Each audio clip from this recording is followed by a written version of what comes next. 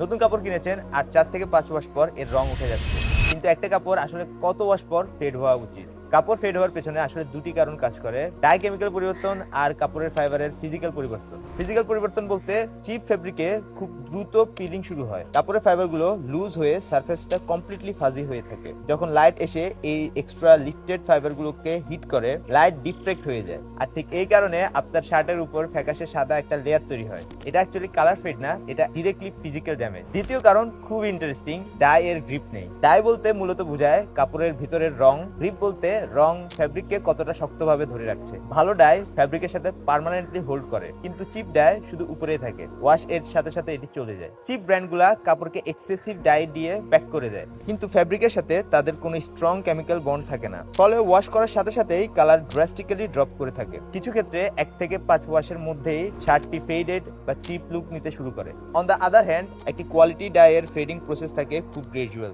First few ওয়াশে visual change থাকে almost zero, যার কারণে কাপড় লং টার্ম প্রিমিয়াম থাকে। এমন আরো ইনফরমেটিভ ভিডিও পেতে ফলো করুন।